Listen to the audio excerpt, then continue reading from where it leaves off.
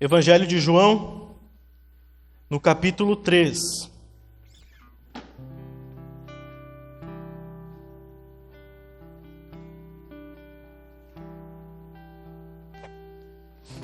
Amém? Evangelho de João, no capítulo 3. Graças a Deus. Amém, irmãos? Texto bem conhecido. A gente vai ler o verso 8. Em nome de Jesus. Amém? Quem achou diz amém. Amém? Graças a Deus. Verso 8 então, irmãos. O vento sopra onde quer. Você ouve o barulho que ele faz, mas não sabe de onde ele vem, nem para onde vai. Assim é todo o que é nascido do Espírito. Amém? Repita assim comigo. Assim é todo o que é nascido do Espírito. Graças a Deus. Feche seus olhos. Senhor Deus, obrigado pela Tua palavra, Deus. Que ela sirva nessa noite, Senhor, de correção, de entendimento, Pai, de ensinamento para nossas vidas. E também de motivação, ó Pai, a fazer a Tua vontade. Que Teu Espírito nos toque nessa noite grandemente, trazendo transformação aos corações aqui neste lugar. Em nome de Jesus, ó Pai. Que cada vida aqui disposta, sensível a ouvir a Tua voz, que está aqui nessa noite, possa ser realmente abençoada, tocada por Ti, em nome de Jesus. Amém. Amém, irmãos? Esse texto aqui eu digo que ele é muito famoso porque, primeiramente, porque na decorrência do texto aqui no verso 16 tem talvez o texto mais famoso da Bíblia, ou pelo menos o que as pessoas mais repetem, né? Deus amou o mundo de tal maneira que deu o seu único Filho, para que todo aquele que nele crê não pereça, mas tenha vida eterna. Amém? Todo crente, irmãos, de berço pelo menos, conhece este texto. Talvez, junto com o Salmo 23, os mais famosos. Amém? Esse texto aqui, irmãos, o contexto dele é Jesus sendo interrogado por Nicodemos. Repita comigo, Nicodemos. Amém? Nicodemos era um importante líder, irmãos, do judaísmo. Ele era um fariseu, ele era líder entre os judeus, ele era um dos mestres da lei. Amém? E ele chega até Jesus, a Bíblia diz no início do capítulo 3, na calada da noite, para tirar algumas dúvidas. Ele não queria ser visto com Jesus, né? Porque aquele vulto histórico agora e que estava causando impacto nas redondezas, chamado Jesus Cristo, que tinha vindo da Galileia, ele estava causando um reboliço entre os judeus, pelos seus ensinos e pelos seus muitos milagres. Então, Nicodemos, curioso, mas ainda, digamos assim, um pouco envergonhado, um pouco tímido e talvez até um pouco incrédulo, ele chega a Jesus na calada da noite, tem uma conversa, chama o mestre de canto. Amém? Então, Jesus aqui ele fala a respeito, irmãos, de nascer de novo. Amém? Da necessidade de nascer de novo a Nicodemos. Amém? Então Nicodemos, irmãos, ele reage de uma forma meio estranha. Ele diz assim: como que eu posso retornar à barriga da minha mãe e nascer de novo? Mas Jesus não estava falando de um nascimento natural. Obviamente, irmãos, é entendido através das Escrituras que aqueles que aceitam Jesus, que é o termo que nós usamos para falar de salvação, eles não nascem de novo literalmente, pelo menos não de forma imediata. Amém? A gente nasce de novo no Espírito, de forma espiritual. Tanto que eu pedi para que você repetisse o final do verso 8, em que Jesus diz: aquele que assim é aquele que é nascido do Espírito. Se você olhar na sua Bíblia, a palavra Espírito está em letra maiúscula, irmãos, justamente para identificar que ele não está falando simplesmente do Espírito humano, mas está falando do Espírito de Deus. Amém? Repita comigo, Espírito de Deus. Pregue comigo aqui nessa noite, irmãos, porque minha voz está bem complicada. Espírito de Deus, ele está falando. Jesus diz a Nicodemos: Nicodemos, para que você entre no reino dos céus, para que você adquira a vida eterna, você precisa nascer de novo. Ele diz da água e do Espírito. Amém? Você precisa passar pelo processo de conversão, o processo de novo nascimento, em que o Espírito Santo entra no ser do homem, no espírito do homem, traz vida espiritual, vida de Deus. Nicodemos entendeu aquela frase, essa afirmação de Jesus como algo literal. Então ele pergunta: como que eu posso voltar sendo já velho ao ventre da minha mãe? Então Jesus continua a conversa com ele, irmãos, e ele e chegamos no verso 8 que nós lemos. Amém? Onde ele diz então: o vento sopra onde quer. Você ouve o barulho que ele faz, mas não sabe de onde ele vem, nem para onde vai. Assim é todo o que é nascido do Espírito. O que Jesus está dizendo a Nicodemos? Nicodemos, não é necessário voltar ao ventre da sua mãe. Para nascer de novo, você precisa receber a obra sobrenatural do Espírito Santo de Deus. Amém? Tanto que ele diz para Nicodemos no verso 6, irmãos, leia comigo. Deixa a sua Bíblia aberta. João 3:6. Ele diz assim: o que é nascido da carne é carne, e o que é nascido do Espírito é Espírito. Olhe na sua Bíblia novamente a palavra Espírito, primeiramente com letra maiúscula e depois com letra minúscula. Ou seja, ele está dizendo a Nicodemos: Nicodemos, o homem natural como você é capaz apenas de gerar segundo a sua própria natureza. Ou seja, você gera, Nicodemos, apenas vida humana, apenas vida biológica. Você não pode gerar algo espiritual. Só quem pode fazer isso é o Espírito do Senhor Deus.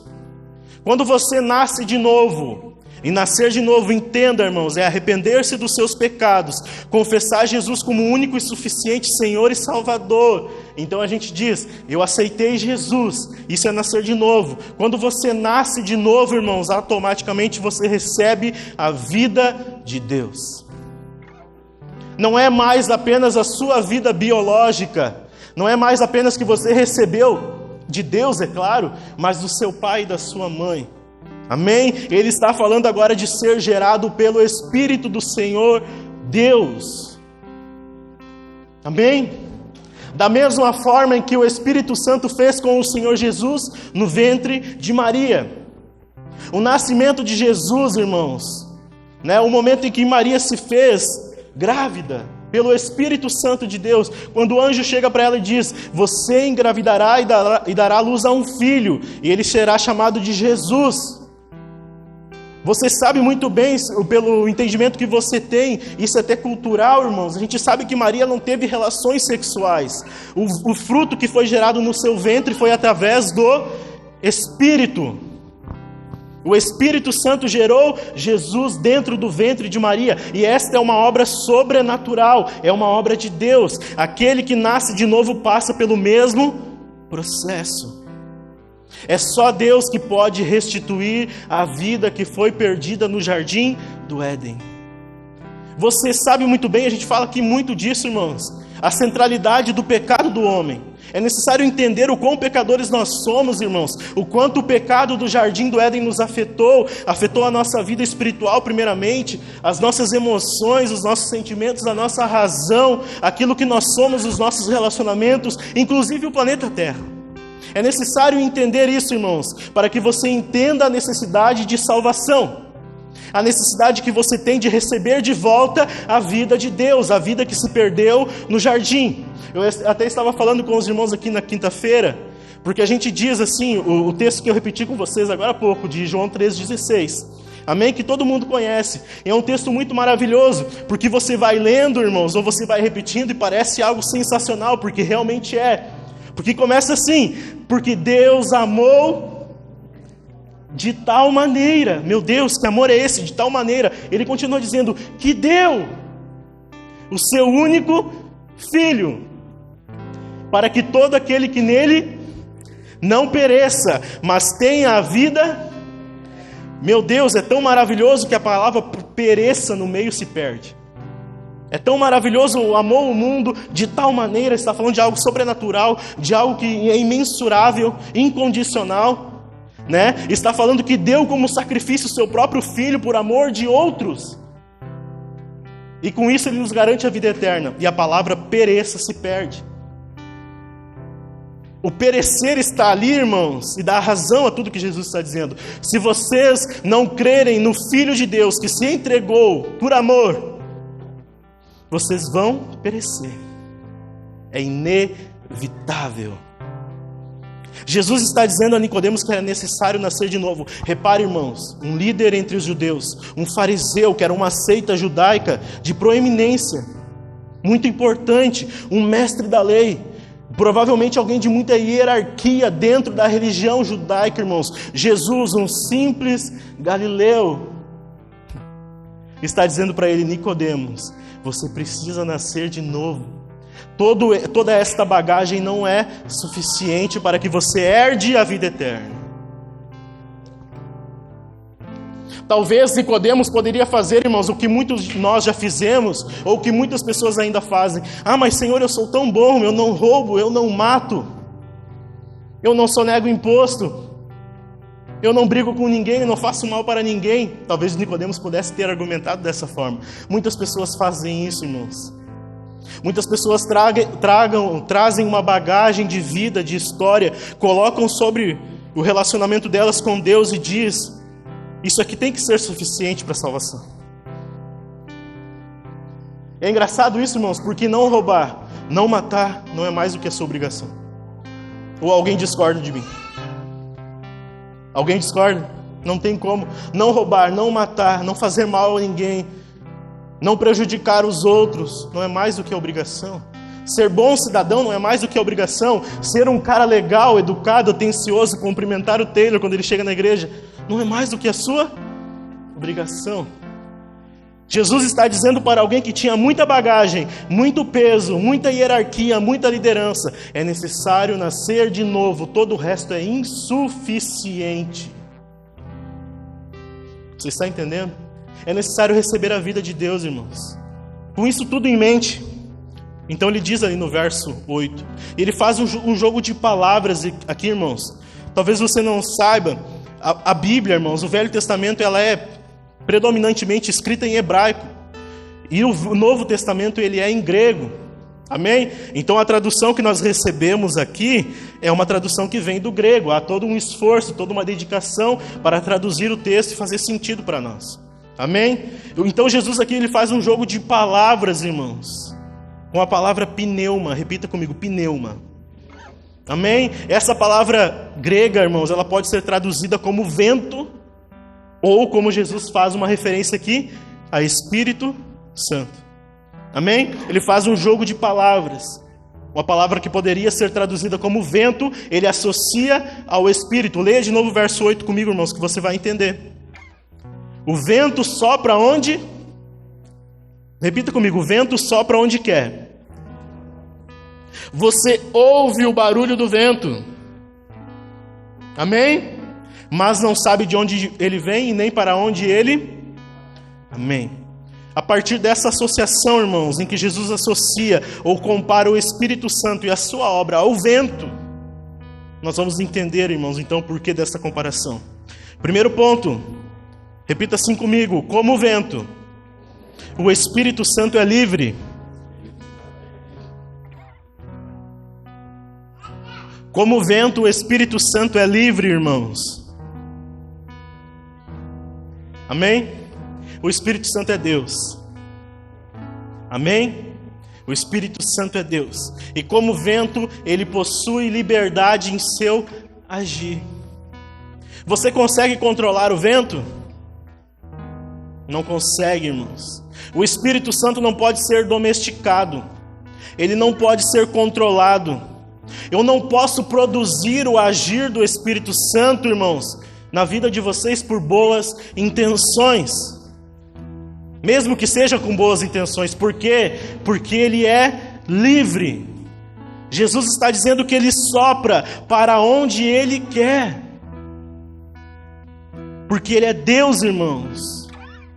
Nenhum de nós aqui temos a capacidade de controlar o vento do Espírito. E quando eu falo de vento, irmãos, associa a sua obra, a obra do Espírito na vida do crente. Jesus diz em João 14 em diante, até o capítulo 16, se eu não me engano, irmãos, falando a respeito da obra do Espírito, ele diz: é o Espírito Santo quem convence o homem do pecado, da justiça e do juízo. Ele diz: eu vou enviar a vocês o Consolador, aquele que vai guiar vocês em direção à vida eterna. Nós não temos como controlar esta obra, irmãos. Nós não temos a capacidade de determinar onde que o Espírito vai agir ou não. É muito importante entender isso, irmãos. O Espírito Santo, ele vem de Deus. O Espírito Santo é Deus. Ele não pode ser contido por estratégias humanas. Nós não podemos colocar o Espírito Santo em uma gaiola. Nós não podemos produzir obras e relacioná-las ao Espírito Santo com aparência de boa intenção, irmãos. Porque Ele é Deus, e por ser Deus, Ele é livre como o vento. Isso é importantíssimo para a sua vida, sabe por quê, irmãos? Porque Ele pode soprar a qualquer momento, na sua vida, na sua história, na sua casa. Você pode estar com uma dor nessa noite, você pode estar necessitando de cura, e a partir do momento em que você está ouvindo a palavra do Evangelho, Ele pode agir na sua vida, porque Ele é livre, como o vento. Eu comecei o culto de hoje, irmãos, falando a respeito do Salmo 133, ó quão bom, quão suave é que os irmãos vivam em união. O Espírito Santo de Deus foi prometido a uma igreja no livro de Atos que estava unida. E quando eles estavam debaixo do mesmo teto, a Bíblia diz que o Espírito soprou sobre eles como um vento impetuoso, com línguas de fogo. Nós não podemos domesticar esse agir, irmãos. Ele é livre, em nome de Jesus. Segundo ponto, irmãos, repita assim comigo: como o vento, o Espírito Santo é soberano. Isso aqui é maravilhoso, irmãos. Ele é soberano. O Espírito Santo é Deus. Ele não é uma força qualquer, irmãos. Ele não é uma energia que é produzida para fazer você sentir emoções ou arrepios. Ele é soberano em sua obra, meu irmão. Eu não posso aqui fazer força, irmãos, cara de crente, para reproduzir o agir do Espírito na sua vida. Eu não posso fazer isso, porque Ele é soberano. Ele trabalha em quem Ele quer, onde Ele quer, da forma que Ele quiser. Você está entendendo isso, irmãos? O Espírito Santo é soberano, que quando o vento ele sopra, irmãos, numa intensidade sobrenatural, você acha que é capaz de controlar o vento? Pense, irmãos, o homem com toda a sua tecnologia até hoje não conseguiu, de alguma forma, conduzir furacões, tempestades, de forma com que elas não arrasem com as cidades, por exemplo. Aqui a gente não sofre com isso, irmãos. Mas pense como seria importante em países que sofrem muito com furacão, poder controlar a intensidade do vento, poder controlar para onde o vento está indo. Pense nisso. Quando o Espírito sopra de forma sobrenatural, irmãos, ninguém pode deter. Ninguém pode deter. Assim é a obra do Espírito, irmãos. O que eu estou querendo dizer com isso? Que não há limites para o agir soberano do Espírito Santo. Ele pode soprar num assassino. Ele pode soprar num miserável, irmãos. Ele pode soprar na pessoa mais terrível que você possa imaginar. O vento do Espírito pode soprar em qualquer um, irmãos, e fazer dele um vaso de honra. Talvez você está ouvindo tudo isso aqui nessa noite e está dizendo: mas eu tenho muitos problemas, eu sou uma pessoa terrível, eu tenho pecados ocultos, eu faço coisas que ninguém sabe. Eu te digo uma coisa nessa noite: não interessa, não importa, porque se o Espírito quiser agir na sua vida, se houver disposição no seu coração, ninguém pode controlar. Eu não posso chegar aqui, irmãos, em cima desse altar e dizer: o Espírito vai agir nele e não vai agir nela. Ele não se movimenta por obras, irmãos. Ele não se movimenta pela sua capacidade financeira, pelo seu status social. Ele não vai agir na sua vida se você é culto ou não, se você é inteligente ou não, se você é alto ou não, se você é magro ou não. Não está relacionado a coisas terrenas, irmãos, porque Ele é Deus, e Deus é soberano, e na soberania de Deus Ele não vê as aparências.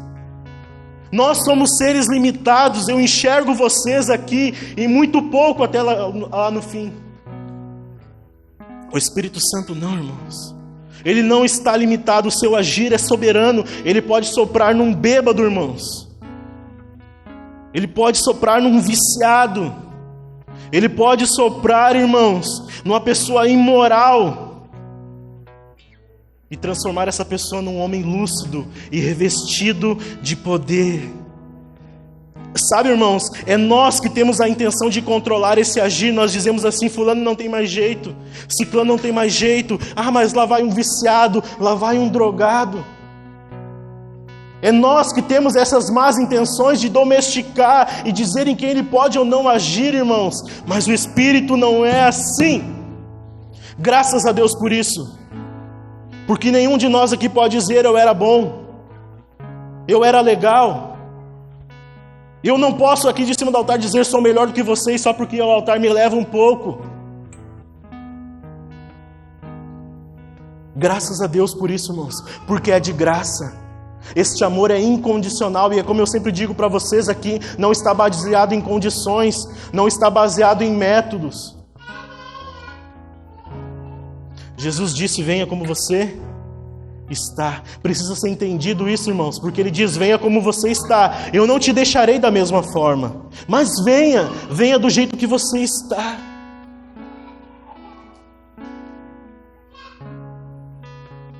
Nós não podemos, irmãos, controlar e nem limitar o agir de um Espírito que é soberano, irmãos. Lá no livro de Zacarias, no capítulo 4, irmãos, o profeta profetiza, usado por Deus, ele diz: não é por força, não é por violência, é pelo poder do meu Espírito. Não é na capacidade do homem, irmãos, não é na minha capacidade de falar bonito aqui para vocês, não é isso. É pelo poder do Espírito Santo. Sabe por quê, irmãos? Porque a obra de Deus na sua vida, a obra de salvação que Ele pretende te dar, é graciosa. Nós somos salvos pela graça, mediante a fé. A Bíblia diz: não vem de nós, é dom de Deus. É dom de Deus, meu irmão, para todo aquele que nele crê.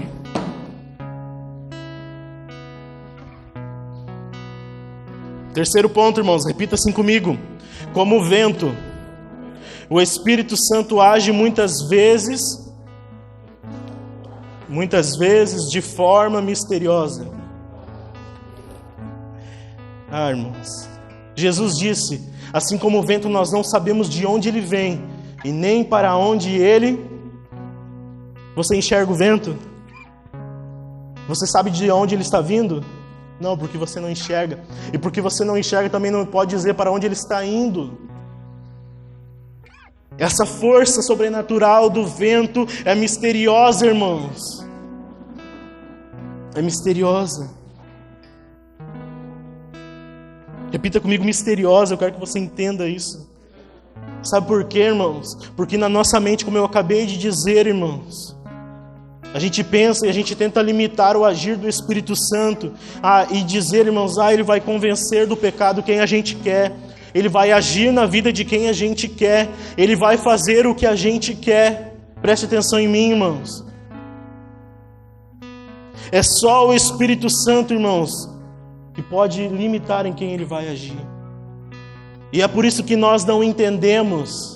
Porque, como eu disse, irmãos, estou repetindo várias vezes para você, não está baseado em condição humana. Ele é misterioso, irmãos, porque age em quem Ele quiser, da forma como Ele quiser. Nós é quem dizemos: esse merece perdão, esse merece milagre. E o Espírito Santo não leva isso em consideração, irmãos. Nós é que tentamos limitar, nós é que tentamos engaiolar aquilo que Ele pode fazer.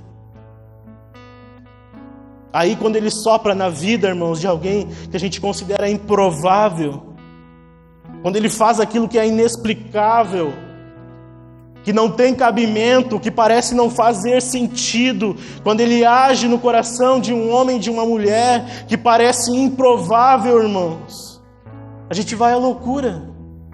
A gente não entende como que Ele pode fazer isso. Fulano age assim, assim, assado. É um desafio, irmãos. Esta obra, ela pertence a Deus. É um desafio. Pense, irmãos, como nós agiríamos se entrasse um bêbado aqui nessa noite? Como nós agiríamos, irmãos, se entrasse uma pessoa completamente diferente do que nós estamos acostumados a ver?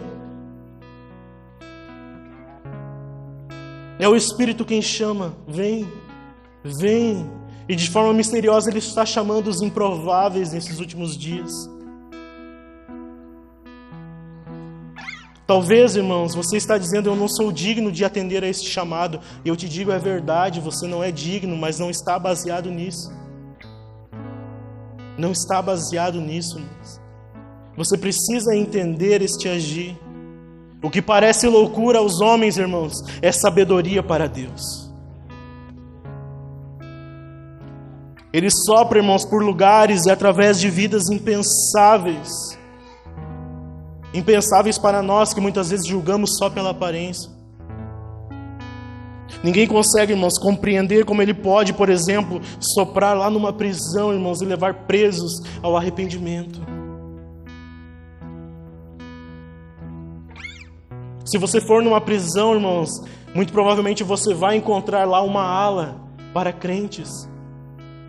E é a única ala que tem. É a única coisa que parece funcionar lá naquele meio, irmãos.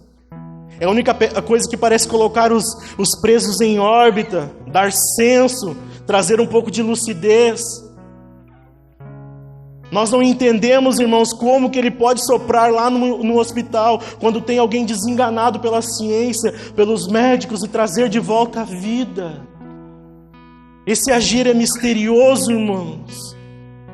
Ele vai soprar na vida de quem já está condenado, Ele traz restauração, Ele traz transformação. Tudo isso é um grande mistério para nós que somos seres limitados. Amém? Quarto ponto, irmãos, eu já estou encerrando. Repita assim comigo: como o vento, o Espírito Santo tem voz. E aqui eu encerro. Se Ele tem voz, irmãos, você pode ouvi-lo. Mas como? Talvez não de forma audível, pode ser que aconteça. Que, como eu disse, Ele é misterioso, Ele é soberano. Ele sopra onde Ele quer, da forma como Ele quer, Ele fala com quem Ele quiser. Mas como que você pode ouvir a voz do Espírito Santo, irmãos? Através da palavra. Você está ouvindo agora.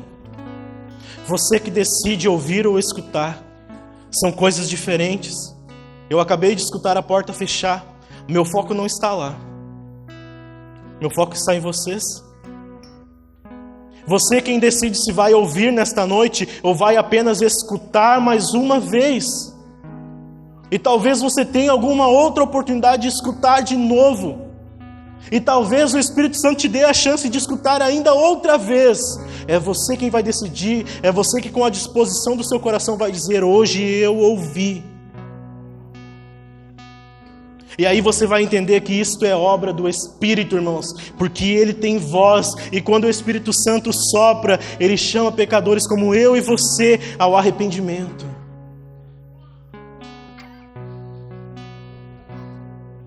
Quando a voz dele sopra, é irresistível, meu irmão. É irresistível. Quando a voz do Espírito Santo sopra por nós, você entende que Ele está intercedendo em nosso favor perante o Pai.